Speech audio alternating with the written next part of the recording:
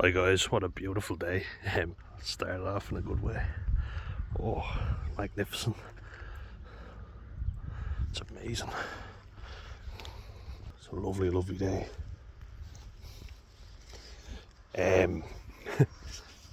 Kept getting interrupted yesterday, so thought I'd make a part 2 just to get my point across. Last 2 days have been absolutely amazing. I guess the storm needs to just clear everything out, you know. They have been mental, but on the flip side, we get lovely days like this, so I can't really complain. But luckily the good weather is back. Thank God, long may it stay. I was in for a swim yesterday. Cold, but nice at the same time. Hope to get back coaching soon. I'm going back to the Wexford Local Development Group tomorrow. I can't wait for that. Get me up early in the morning, so it's like something worth going to. And I'm hoping it'll mean that I start getting up a bit earlier and a bit more motivated, That's what it gave me the last time. I think like all of us, if we're sitting around too much and we don't have something on, get up at whatever time and just feel groggy, you know what I mean? But I've been productive, so that's good. What I wanted to talk about seemed like everything that could interrupt me did, but I'm going to upload the same video, even though there were few interruptions, because what happens is sometimes I'll say something really thought-provoking and I'll forget to mention it in a new video, so I'll upload that one, but you'll already see it anyway. So, but that was talking about Batman and the DC universe and all that, and a good representation of cluster B personality types, and I think it's very obvious. I think they do a brilliant job of it. Having done my own research into it, I think they do an excellent job. I think a lot of what they say represents it at the extreme, but also in real life.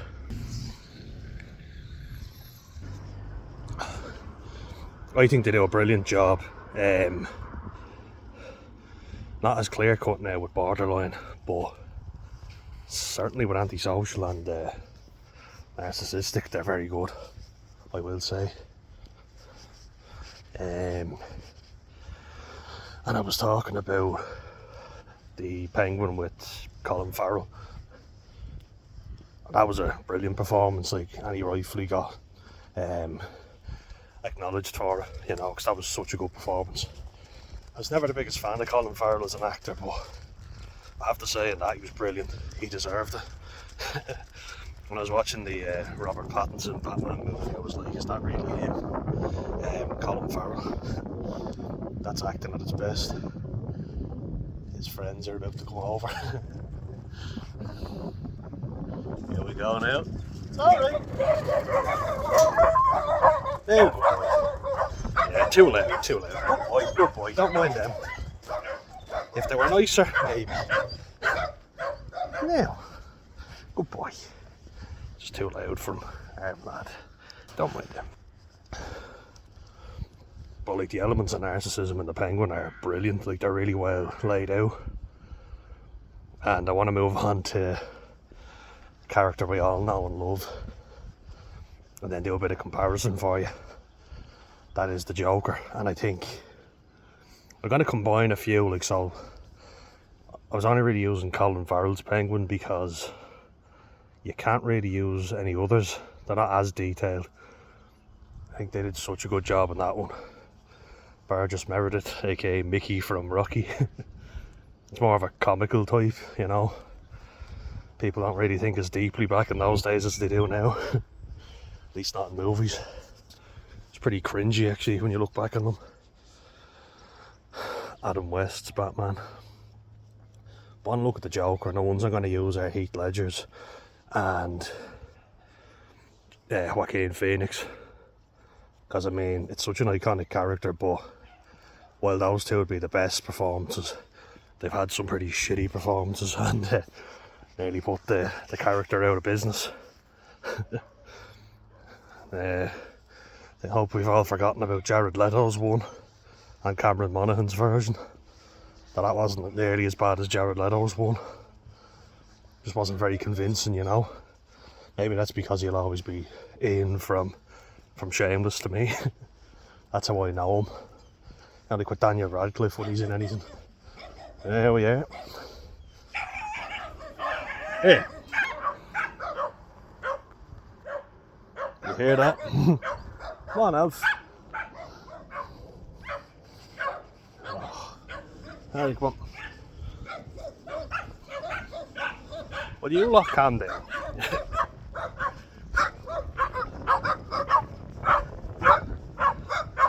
It's alright. Yeah, so Jared Leto and Cameron Monaghan nearly put the thing out of business together now. But with Heath Ledger and Joaquin Phoenix's Joker, you can't help but feel sympathy, at least for Arthur Fleck. You know, it's more an in-depth analysis of what made him the way he is. Heath Ledger's is more the aftermath, you know, the clown prince of crime. And why I think the Joker is such a great analysis of antisocial personality disorder. And we're not talking psychopathy or sociopathy, as I said in the previous video. They're not actual medical terms. They're not recognised, you know. At least not the same way it'd be antisocial personality, where you've got a blatant disregard for the rights of other people. You lack empathy. It's like you can understand it, but that means you can use it to manipulate people. And why I think it's a great analysis of antisocial personality disorder is because you see the quotes that the Joker has. Like, you look at the criteria, the DSM-5 as I talked about, the Diagnostic and Statistical Manual. Look at me getting all high and mighty, the American guideline for psychiatry, that is. And there's been a lot of debate around that, and I certainly think it's changing all the time, so I don't know if that's necessarily an exact thing, like an exact science, you know. It seems like opinion dictates. But it refers to someone who has no regard for their fellow man, you know. They've no regard for them at all. They lack empathy. It's a very dog-eat-dog kind of world, if you know what I mean. Dog-eat-dog. But what I mean by that is they see the world almost, and I mean, I don't know, I can't imagine what it's like being in their mind. I don't think it's a very pleasant place. And that's what people don't seem to get, is their mind is fucked up because in most cases there were adverse childhood effects, you know. If you're a narcissist, you don't necessarily get abused. Oh, what? Stops and backs into me. Try not to trip over him. But yeah, if you develop narcissism, then a parent could have been only affectionate when you did something well, or in the case of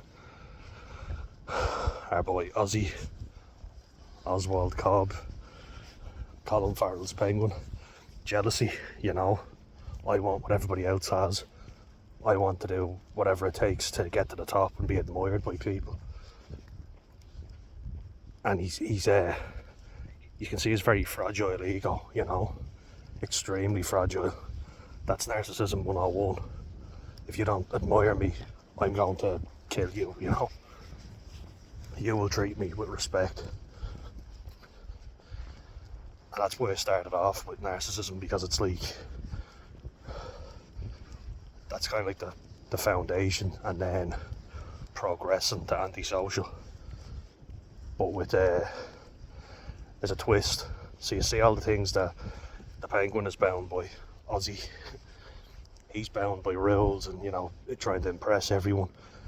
And while he appears loyal, he kills his own brothers with no regard for them, so he can get all the attention from their mom. He doesn't give a shit about the brothers. It's all about me. And if you see it till the end, he doesn't even give a shit about the mom. All he wants is her admiration, because even when she's a vegetable, she can't move, She's kept alive with a ventilator. He, I don't know if you call this one his mistress or his lover or whatever. She's a prosy anyway, but he starts going out with her and he sees her all the time.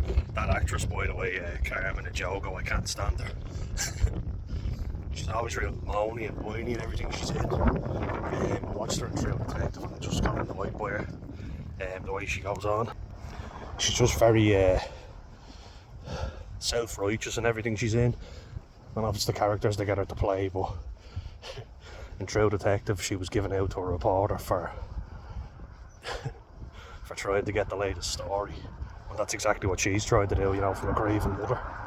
Fuck's sake, this car's flying around here. But luckily she's not in it for long, in the Penguin. Not her biggest fan. I was there thinking when I saw her, oh, it's gonna be shit now. But luckily she didn't ruin it. Thank God. She didn't have the chance. But the scene at the end where Oswald is dancing with her, the very last episode, spoiler alert, he says, "Tell me you're proud of me," and you're kind of like, so there we go. He really doesn't give a shit about the mom. He just wants her, he wants her approval, Give me your admiration. That's all he cares about.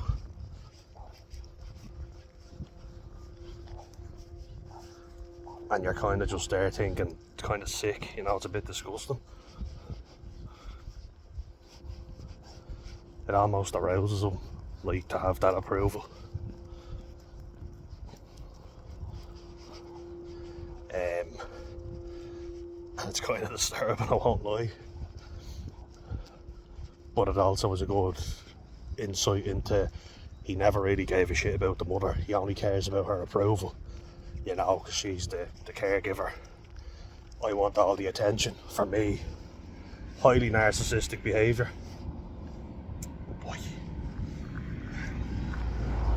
No good lad, come on, let's go. Cross over. Good boy. Come on, let's go then. Come on. He's getting strong, but he's getting lazy, so. Come on. Yeah. You see, like, the level of greed with the Penguin that you don't see with the Joker. It's he doesn't care. He's not bound by all that shit that a narcissist would be bound by. That's the key difference, He doesn't care. He just wants to watch the world burn. And it's a really good insight. I may have to film this one from home as well. Go back in, pause it, because this lad is getting a bit lazy on me. And once he plugs himself down, there's no getting him moving. I've tried. I'm splitting it up into 2 walks now. So yeah, what I'll do is I'll pause it and I'll pick it up at home. Bear with me, I'm gonna just get home, I'll set it up and then we'll carry on. We're back. Just head in, set the output, we'll pick up where we left off. Now, let's go. Okay. Finished the walk. So, let's set up. Hey. Just open that blind. Oh. Yeah, fucking thing's broken. Let's shag it.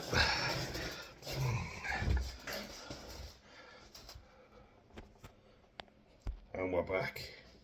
So, probably a video would have been better if I made it at home, but sometimes when I'm out and about, I come up with stuff spontaneously. And the Joker's a brilliant character, and I think it needs in-depth analysis. It really does. And look, I know there's been videos made on Batman characters, of course, because they're so well made. I love the graphic novels for Batman. I'm a big fan of Mark Hamill's animated version. The Killing Joke was a brilliant movie. I want more movies like that. I just think they're very well made, and the origin story is absolutely fascinating. You know, and I really enjoyed the backstory. And apparently, they used a lot of that with the development of the character. Been running around again, fucking hell. Some of these things, like normally I sit down and I have it planned, then other times I just feel creative and I go for it.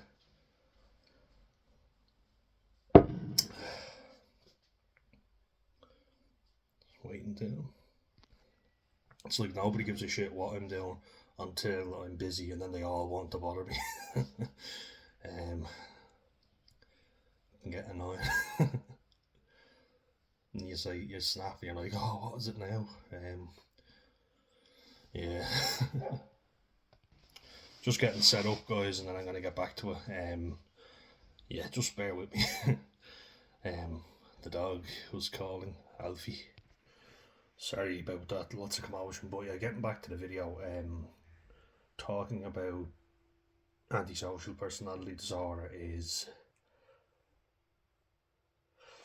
it's a tricky topic, because when you see the people, and like a lot of them are criminals, because like you look at the diagnostic criteria, you know that it means you're going to violate the rights of other people, you're manipulative, you're deceitful, you know, you can be violent. Lots of violent people with this disorder. When I first heard it, I was like, antisocial. Oh, what's up? Like autistic, like I am, means people that don't go out, but they say asocial for that. A for social. Dyslexia. But with the Joker, like what you see is he was not born that way. When you look at Arthur Fleck in the Joaquin Phoenix movie, which was a brilliant backstory, what you see is he was chained to radiators, neglected, like severely mistreated as a child, and there's almost an element of psychosis to that version, you know, when he has this disorder where he laughs. And I mean, you can't really tell what's true and what's not, so it's hard to kind of get a diagnosis on that, you know what I mean? But he certainly doesn't start off as violent or manipulative. He's not the same kind of way, but if that's the backstory and that's the one that we're going with, and you always hear that it changes, that's the kind of the beauty of the Joker, is you never really know what the truth is. When I watched The Killing Joke, which is the animated one, Mark Hamill, you kind of see a backstory into it, and he had a wife, and he loved her. He was a lab assistant. Then he went into comedy, failed miserably at it, and then his wife and his young daughter died, which broke him. He was on a robbery with two local gangsters, and then he goes off and just, you know, gets caught by Batman. They were trying to frame him, and it's just like, can anything go right for this man? And he gets his skin bleached by a load of chemicals in the old plant where he worked as a lab assistant, because he knows it well, so that's why they recruit him. You know, the gangsters are like, we need you to give us the in and outs of this place. And that's where it all starts. But if you look at Heath Ledger's Joker, which is brilliant, like, I mean, God rest his soul, brilliant actor, and what a performance. There's noise outside. But when you hear everything, and bear in mind what I've already said about the Penguin, you see, like, when he's with Alberto Carmine Falcone's son, and it's like, he starts talking about Rex Calabrese. This going back to the Penguin now, but that's why I'm kind of chopping and changing between the two. And he says to him, can you imagine what it'd be like to be remembered like that? It's in the first episode, and Alberto sits down, mocks him for being like nothing more than a henchman, like a sidekick, and a driver for his dad. Narcissistic injury 101. He doesn't even waste 2 seconds, just pulls out the gun and shoots Alberto because he's after giving him disrespect. He's after undermining him and saying, "Oh, you'll never be more than a fucking sidekick or a henchman." And it's a no-no. I want to be successful. I want to be the best. You're not going to talk to me that way, you little shit. He wouldn't dream of talking to Carmine like that, though. That's the thing.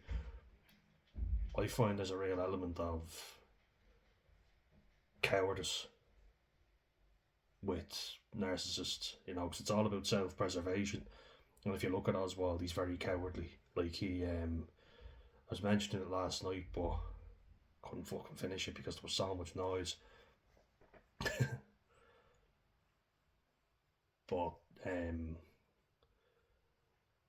Sophia Falcone, Carmine's daughter, who he had committed, lovely man, she starts working against Oz because there's a whole thing going on where he stole her product, Bliss, the drug.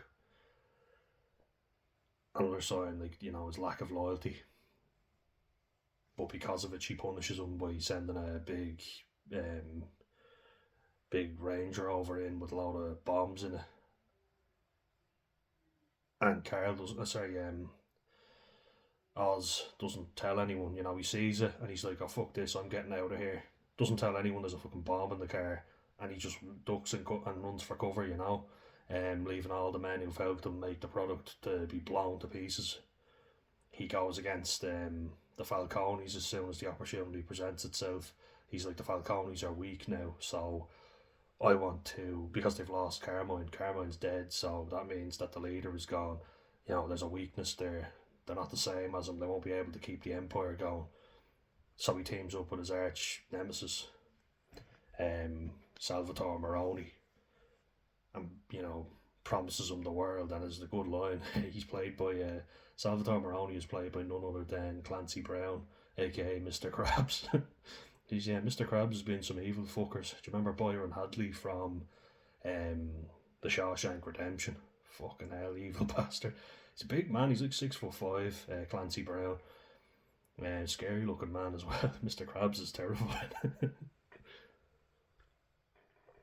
But what he does is he takes the ring that Carmine Falcone stole from him,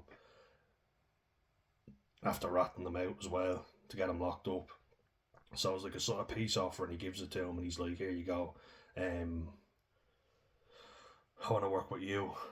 The Falcones are weak, and I know all their weak spots. Let's team up, and we could rule Gotham together." Basically, Salvatore's like, "No, fuck off. I don't work with people whose loyalty can be bought."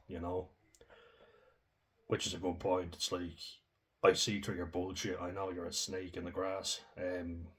Calls him a rat. He says, like, when he finds him in the sewers, "This is a fitting place for a rat like you," because that's exactly what he is.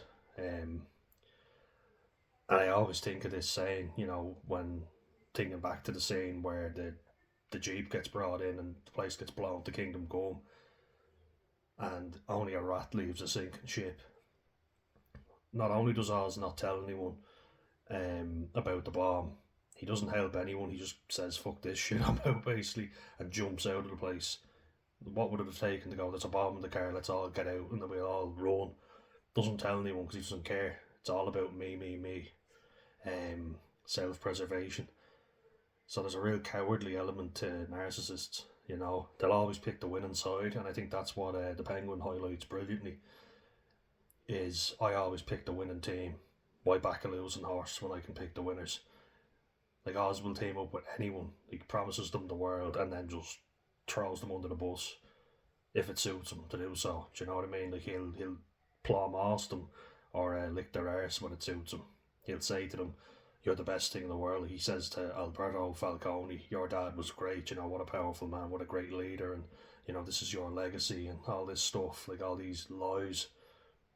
And then as soon as he's got the opportunity, he puts his hands up innocently when Alberto has a gun pointed at him, but as soon as the opportunity presents itself, You can bet your bottom dollar Ozzy will take it.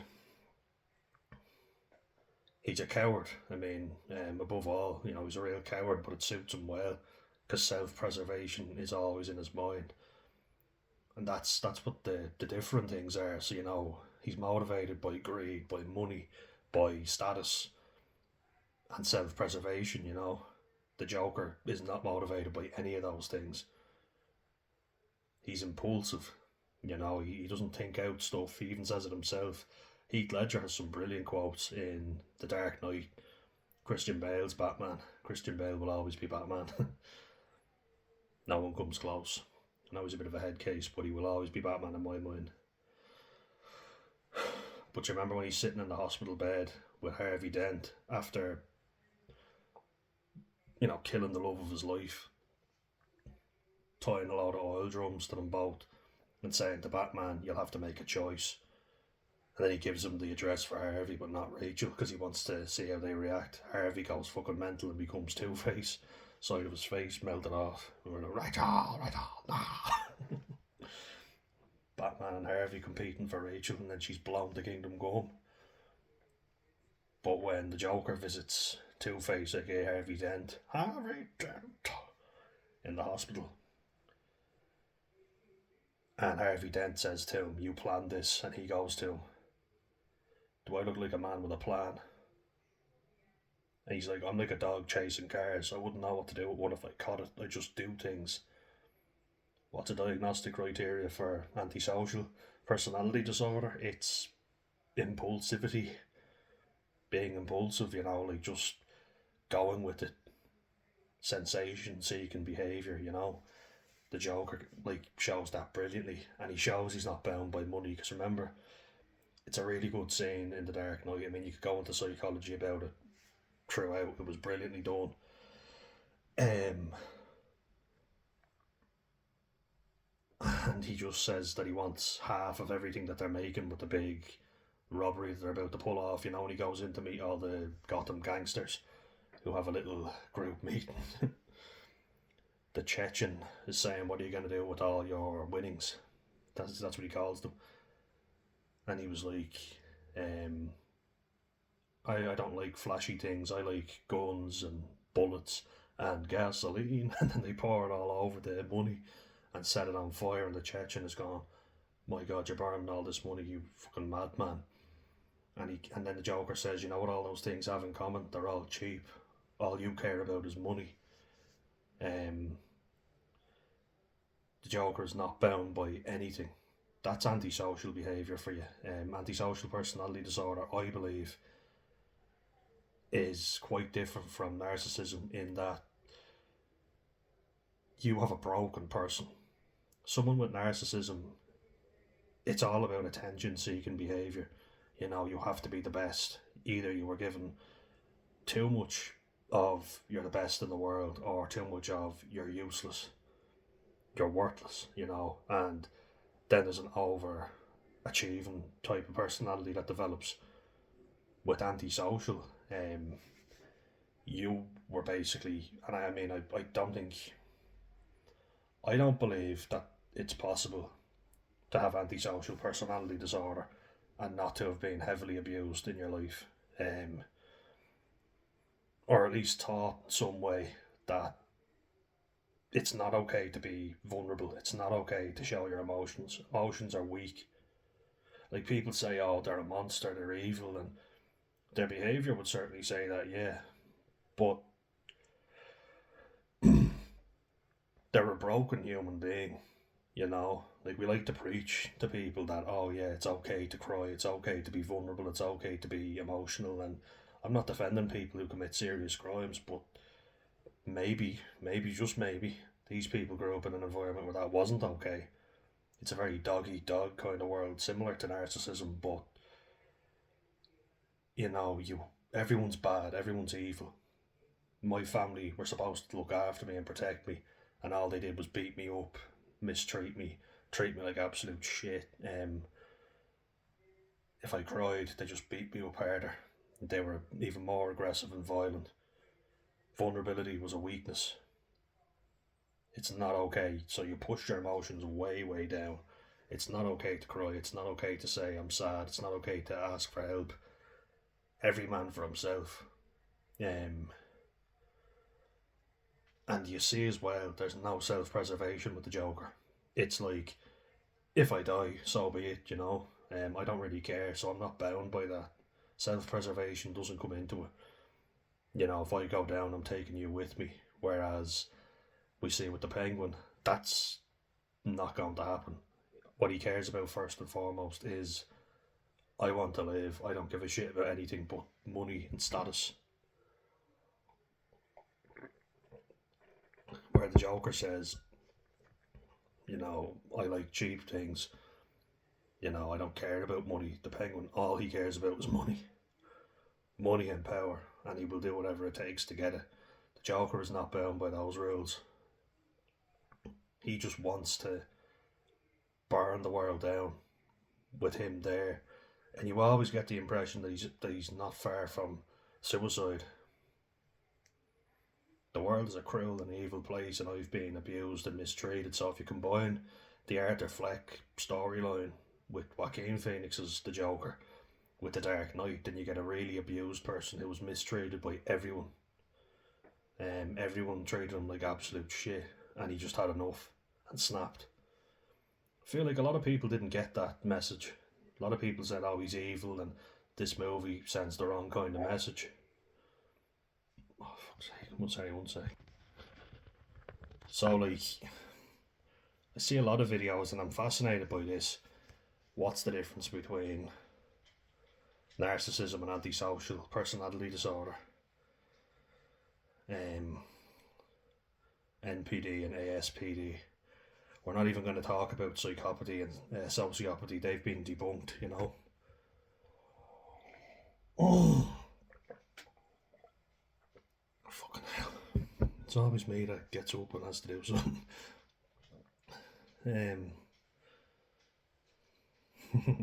Had little feet tapping. I was like, can't you just open it? I'm in the zone. I know I sound like a spoiled little brat, but it's like when I'm in the zone, I'm like, I'm in the flow now. Differences between narcissistic personality disorder and antisocial personality disorder are, I would say, self-preservation. Narcissists, that's all they care about. People with antisocial do not care. So, you think to yourself, if I beat the shit out of you, that'll stop you from attacking me. With a narcissist, yeah, they will kowtow. They'll always pick the winning side, you know what I mean? But an antisocial person will keep coming back for more, like they actually, I've heard people saying it, like that they enjoy the feeling of getting beaten up. There's almost a sadistic nature to that, like a sadomasochistic type of way, but they don't care about the fact that you'll beat them up. That's a very dangerous person, because if they get good enough to beat you up, they don't give a shit if you can batter them. They'll keep coming back. They're ruthless kind of people. They don't really have a greater goal in mind. Their planning isn't very good, which is why oftentimes it's just thrill-seeking behaviour, like taking drugs. Or did you ever watch Jason Statham's movie Crank, where he has an artificial heart that he has to keep charging up? So he's lashing the Red Bull into him. He's having sex. He's taking coke. He's doing all these things to keep that heart pumping. That's what an antisocial person is like. And borderline people are like that to a large degree. Being told they've borderline traits, I've definitely been impulsive at times, And I think Sophia Falcone demonstrates the borderline traits. She's erratic. She obviously cares. She obviously has empathy, and I believe borderline people can be overly empathetic rather than not having any. But it's almost a case of, I can't look after myself, I need you to look after me. Antisocials and narcissists don't have that. They don't need people to look after them, or at least they don't admit that they need people to look after them. A narcissist, I believe, will not get treatment because they feel like they're the best thing in the world. So it's your problem, it's all you guys. I'm great, I'm the best. Not that it's a real belief, it's actually tragic, because they were mistreated in some way, and unconditional love didn't exist. It's basically you're only good if you can achieve stuff and make me look good. Doesn't matter what you fucking feel. I don't care about that. You're only good if you achieve something. Other than that, you're worthless. What have you done? And I grew up around a lot of that around my dad's side of the family. There was a lot of, oh, well, you're not doing this, or they're better than you, or even if you were after achieving or winning something, it wouldn't be how good you were. And I know you like it's a tragic thing to admit, but it's true. I'd come home delighted with winning a medal, say, in sports day, and they were like, "Ah, but you only won one, and your brother won two." That's how it'd be. Do you know what I mean? It's like, oh, you go from elated to crushed. So you see that overachieving type of personality that can develop from that, where you're like, oh, well, I have to do well at everything. I want you to realise now you will never be good enough. Doesn't matter what you do. That's why I talk about my granddad a lot, because nothing that was ever done for him was ever good enough. So I gave up trying. It was like I lived with him. I got to see that even when everything is perfect, he's got a bit of company. I'm getting the shopping for him and doing all this. Nothing was ever fucking good enough for him. So I'm not wasting my time. With an antisocial person, they don't get help typically because the world's an evil place. It's a dog eat dog world. We like to think, most of us think that people are inherently good, whereas they seem to think, I'm only going off what I've heard, but it seems like they all believe everyone is bad. So, I'm just honest about it. I'm honest in my dishonesty. It can come across as the same, but it's for a different motivator. Like narcissists can be brilliant at planning stuff because they want success. How do I succeed? I plan ahead. And remember that all these personality disorders can be comorbid. So you can have a high achieving mindset, but also have the antisocial traits that go with it. It's not clear cut, it's not easily explained, but I think people often say that antisocial personality disorder is just narcissism with a bit more rule breaking behaviour, and I don't believe that's the case. And it's not as if it's so clear cut that you can tell me yes, it's all one way or the other. From what I've seen, and I think particularly with the Batman analogies that I'm using, the Joker is not bound by rules. The Penguin is bound by rules. Now, what rules they are, we don't really know, but the Joker certainly will not pander to anybody. He's not looking to impress anyone. He doesn't give a shit. That's not important to him. He doesn't need anyone. It's like, I want destruction and chaos. I want thrill-seeking behaviour. Even think of what he names: bullets, gasoline, petrol, bombs and everything. I love explosions. I love impulsivity. It's great. And you look at the scene, like, I often think, I was thinking about a cluster B types, like the flamboyant behaviour would be histrionic, where you're coming in dressed real neatly and showing off to everyone. It's kind of thinking, who would that really be, As I said, the Penguin's more narcissistic. It's status, it's not necessarily, although showing off with the car, for sure, the state of that fucking car. He burns it though, which I'm surprised at.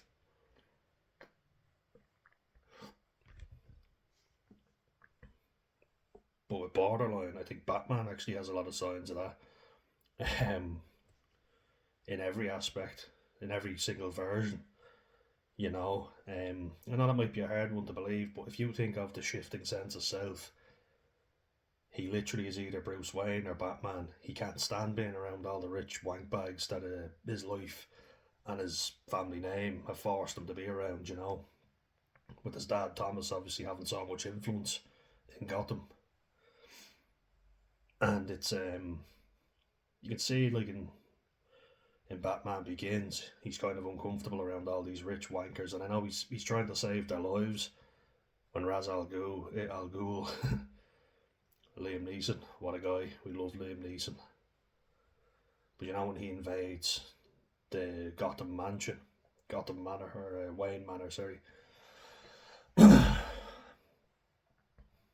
he's there basically threatening everybody, And Bruce is there saying, your quarrel is with me, let these people go. And he's like, fair enough, yeah. But you can tell he's not really comfortable in himself, you know, like in that film, he's got a real shift in sense of self. He doesn't really know who he is. He's ashamed of himself for not avenging his parents. And someone got to Joe Chill, I think is the name of the guy who killed his parents before he could, and he's ashamed of that, and he's meeting up with Carmine Falcone, played by Tom Wilkinson, God rest his soul. Jeez, everybody in Batman is dying. But there is a shifting sense of self and a lack of identity there, so he tries to be the Batman in order to do good. But you get the sense that it's never enough, you know? Feels like he's trying to fill a void.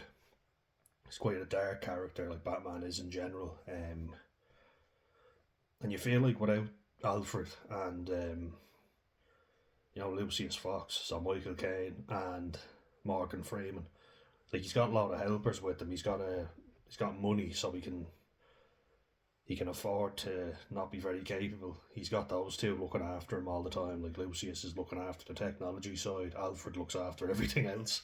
Be lost without Alfred. Michael Caine, I once told you. He always says that in his films, doesn't he? I once told you. The bandit was throwing him around. We love you, Michael. But yeah, I think there are some borderline things, and I think you get to see in the interrogation room in The Dark Knight just how much difference there is, like, between the Joker and Batman. Batman is bound by rules, the Joker is not. Even when Batman beats the living shit out of him, where are they? Just love that. Right all. The Joker's laughing, he enjoys the pain. Do you see what I mean? Like the antisocial personality element. Slams his head against the mirror, throws him onto the table, and he's laughing, and he's there going, you have nothing to threaten me with, because I'm not gonna give in to you. And that's the real antisocials that show how cunning and deceitful they are, and manipulative. It's like, I'm in control here. You want to threaten me with violence? Go right ahead, I don't care. That to me is a sign of someone who is immune. They don't care because they've been so badly mistreated. You think you can do any worse to me? Go ahead and fucking try. You want to beat me up? I was beaten up as a child, so you can't do any worse than was already done to me. That's nothing. I was a helpless child, and I was battered by adults that were supposed to love me. Do you get that sense? Like it's very sad to think of that, but that's often the case. And the Joker is not fazed by any threats that Batman has. He's not fazed by being beaten up. And then Batman thinks he's won, and the Joker's like, I win. I'm going to tell you where they are, and that's the fun part. And Batman thinks, oh great, now I've gotten to him. But he doesn't tell him where Rachel is. The Joker's like, I win. And the disappointment of finding Harvey, not Rachel, is crushing. For both of them, really, because Harvey wanted Rachel to be found, and so did Batman. Then he saves Harvey, but he obviously wanted Rachel. He says it. You go, who are you going for? Right, all.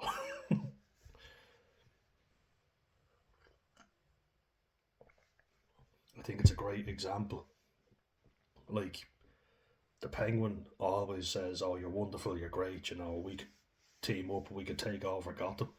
The Joker's like, I'm going to burn this place to the ground. Who wants to join me? If you don't want to, I don't care, I'll still do it, you know what I mean?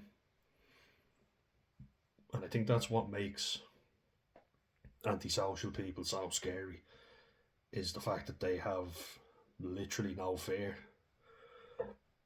And I believe they were all so badly treated, it's like, alright, go ahead. They don't fear death, even. Self-preservation is not there. There's actually quite high suicide stats with antisocial people, which I wasn't aware of before, and I thought, no, their self-preservation would be key. No, not with them. Narcissists, yes. And malignant narcissists can do a lot of damage and can appear quite antisocial, but they are still bound by certain things. self-preservation being one of them. A true antisocial person will violate the rights of others because they have been violated. And I don't think people realise that when you're like 0 to 9 or 1 to 9 years old, if you get seriously abused, like physically beaten up by adults, just how damaging that can be. Like, you'd never trust anyone again. You're going to be more violent. Like, I don't care what anyone says. People are always surprised when, the abused abuse others. And I'm there thinking, it's normalised to them. Of course they would. They think this is normal behaviour because adults are the be all and end all. They're fucking doing it, so, it's normal. I feel like people don't get that. You're like, well, obviously they think it's normal. What you grow up with in those formative years of your life shapes you in a lot of ways, and same for a narcissist. If you believe that I'm only good when I achieve stuff, that's a very fragile place to be, but that's why they're very childlike. I have a friend and I have lots of family members who are very narcissistic, and they almost revert back to a child. It's like, no, you did that, and that didn't happen, and like, really notice that. If you notice that with someone, that's a telltale sign that someone isn't necessarily, I'm not going to diagnose you with narcissistic personality disorder, but you clearly have something. You're very fragile. Your ego is clearly very, very, very, what's the word I'm looking for? Your ego's just fragile, I've already said it, so I was looking for something smarter, but that's the only way I can describe it. Not necessarily physical abuse, like you see with Oswald Cobblepot, that's his real name, but no physical abuse from Colin Farrell's Penguin, but a clear sense of jealousy and envy. The Joker, on the other hand, mistreated, neglected, beaten, laughed at. If he dies, so be it, but I'm going to inflict as much damage on the world as I physically can. And like another great saying from that, the hospital scene with Harvey Dent. Do you remember when he hands him the gun? And he says to him, "You had a plan. Look where that got you." And he starts telling them all this stuff about how he doesn't, like a dog chasing cars and wouldn't know what to do with it when he got it. Or do you ever see a dog chasing a cat, and when they actually catch up with it, they just stare at it? Some dogs, like a pit bull, might rip the cat to shreds, but when I've seen dogs actually catch up with the cat, it's like, I don't know what to do now. And he literally gives Harvey Dent the gun, and he says, let's flip a coin on it. 50-50. I live or die, you get to decide. He says to Harvey, you want power? Here you go. He doesn't apologise for killing Rachel. He's just like, that's just the luck of the draw. You want your revenge? Here's a gun. Pointed at me. He even grabs it himself and he's like, you want to shoot me? Go ahead. And he knows Harvey has the thing where he has to flip the coin. Two-Face, right? You live or you die, all based on this coin. Like, there's so many great lines in another one from the Joker, Dark Knight again, where he says, I'm not a monster, I'm just ahead of the curve. I think that's a brilliant line, because what it's saying basically is all humans are evil, and that's the Joker's thing all throughout. Like, my fucking voice. Gotta keep talking anyway, but in The Killing Joke, he keeps saying all it takes is one bad day, and then everyone ends up like me. If you have enough bad things happen to you, you will lose the plot too. Like Jim Gordon, played by Gary Oldman in The Dark Knight, but he's the chief of police, commissioner, yeah, that's what he becomes. But in The Killing Joke, like the animated version, he kidnaps Gordon's daughter and sexually abuses her and strips her naked and shoots her in the abdomen. Which, I mean, anyone would be absolutely horrified by that. And he's there thinking, this'll drive him insane. And he says, you're doing what any sane man would do under your appalling circumstances. You're going mad. Because who wouldn't go mad given this set of appalling circumstances? So when going back to the Dark Knight, it's like, I'm not a monster. I'm just honest about it. You know what I mean? We're all evil. Humans are inherently evil. I'm just not a liar. I'm just honest about it. You guys are all bound by rules. I'm not. You want to act like you're all perfect when Gotham is extremely corrupt. People are taking backhanders. People who are supposed to uphold the law are as corrupt as they come. That's his point. And he's right. Makes you think about life in general, doesn't it? You're there kind of going, he's not wrong. Like, you look at the evil in the world now, it's all what you can portray. You're not actually a good person. You just give the impression of being a good person. And that's the whole point. It's like, how many of us can judge a person who has gone through those horrific circumstances and being abused and assaulted as a child? How many of us would come out normal? I'm not defending bad behaviour, but I'm saying, if it happened to you, how would you react? That's what empathy is. It's the ability to... I find empathy a lot of times, stuff has to happen to you for you to understand what it's like. Sympathy is more, oh, well, I'll never understand that, but I feel sorry for you for what happened.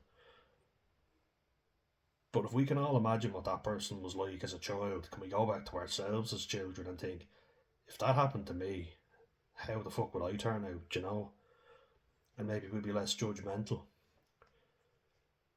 But in saying all that, if you meet someone who has antisocial personality disorder or narcissistic personality disorder or borderline personality disorder, histrionic personality disorder often gets overlooked. It's more just seeking attention, and it tends to not cause as much conflict on its own anyway.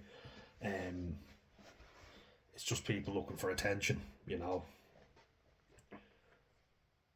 These people are dangerous though, and I keep saying it, but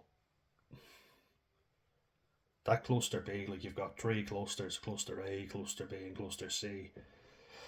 And I mean, cluster A and C often get overlooked because there's not as much conflict. They're more withdrawn. You know what I mean? And that's an annoying thing, that we only care about a certain thing because it affects us. We don't know what people's inner turmoil is like. Like a paranoid personality disorder, you can have conflict because by their very nature they're paranoid and they don't trust people. But they tend to not trust anyone, at all. So it's like, they're withdrawn, they're not outgoing, they're not extroverted people. So they go back. They don't trust anybody at all. And therefore, we're not going to actually have to witness it. You know what I mean? It's not going to affect us very often. You look at schizoid, where they just don't like interactions with people, but it can affect them negatively. Dependent personality disorder, which would be in cluster C. So the previous two I mentioned there are cluster A. Cluster C is the dependent obsessive compulsive personality disorder, different from obsessive compulsive disorder itself. It's a personality disorder where you have to be in control of things. You need to know certain situations. Avoidant personality disorder is, think of someone who is like, they're a doubting Thomas but of themselves, essentially. They're anxious if they don't know a situation is going to work out. They always feel inferior to everybody. Yeah, I mean, like, there's elements of that in a lot of people nowadays, I think. I've certainly felt like that, but this affects every aspect of their life, and that's so they avoid things. And I've heard a lot about that getting overlooked because it doesn't affect me or you, because they avoid situations. It's avoidant by its nature. Depression, anxiety, very, very common with this condition. And the person is going through shit, but sadly we're a reactive society, not a proactive. If you have a person who's like that and they come to you, they're not bothering anyone, but in this fucking thing here, they're damaged. But if it doesn't affect us, we don't care. With the cluster B, you have very confrontational types of people, you know, people who are very sensitive to criticism, people who are very in your face, you know, people who will react very badly to even the slightest bit of criticism, will even go smaller. You're more likely to get into a fight with these people because a lot of them don't care about violating others' rights. It's all about me. And you can't help anyone that doesn't want your help. So remember that. Don't try and fix someone who doesn't want your help. You're not going to be able to do it. So you got to look after yourself. But let's just realize that nobody is just born evil. It's just not a thing. There's people who are born with more genetic dispositions to certain things. Might be someone who's more sensitive. Let's say, like, people are born and they might be more effeminate, and they might be, you know, they might be gay or whatever, you know, and that's fine. And that's just how they are. You might get somebody else who's very macho, and you might get someone who's pretending to be very macho, you know. And I've certainly done that. Because I was fragile about being considered weak or vulnerable. There you go. I was raised in an environment, well, it wasn't, my mum wasn't like that. She was always quite loving and supporting, you know, and in fairness, did give me a kick up the arse when I deserved it. That helped me. My dad was more, you know, so what, you know, what do you want praise for? You know, you didn't do very well. Literally goes to me, you know, I didn't think you'd be able to get the degree. And I was like, oh, sound dad, thanks, yeah. But there's no empathy for the fact that I might find that a little offensive, do you know what I mean? I might think to myself, so you never believed in me, thanks.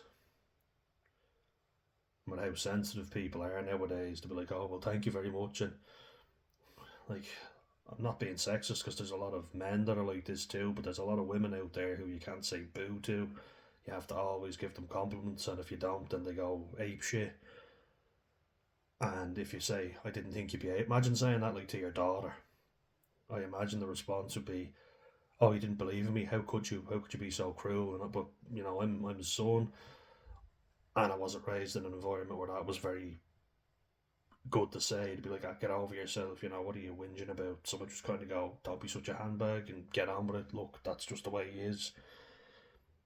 Don't judge anyone until you've walked a mile in their shoes, as they say. It's easy to hate someone who's highly narcissistic. I get that. Like, 100% get that. Um, Easy to be afraid of someone who's violating your rights and up in your face, you know, with the really intense eyes, threatening you. They're dangerous people. You know, a lot of antisocial and narcissistic people end up getting arrested, and borderline. What I even say about, I haven't been diagnosed with the personality disorder. I've been told that there's traits, but then it's kind of gone quiet, so I don't fucking know. To be honest with you, I can certainly be erratic though. You know, I can, and I'll admit to that. That's fair. And impulsive, but I care about people's rights. I'm empathetic. I know I am. Doesn't mean I haven't violated people's rights. You know, if I'm being completely honest, I have. They say do unto others as I have done to you, and I was mistreated, and I ended up mistreating others. The cycle continues. You know, people go, why did you do that? Like, teachers were so bad at putting two and two together. Ironically, I know. But they're like, why are you doing this to this guy? You didn't like it when it was done to you. And you're like, because it's been normalised. It's done to me, so fuck him. I don't care about him. People violate my rights, I'm going to violate their rights, do you know? And while I don't think you should violate people's rights, I certainly think you should stand up for yourself and not take shit from anyone. God knows, I put up with enough shit from people, and I'm not doing it anymore. Yeah, so guys, this has been a really interesting video, and I've been really looking forward to making it, and I hope you enjoyed it. There'll be more content like this coming, so stay tuned, and see you in the next one.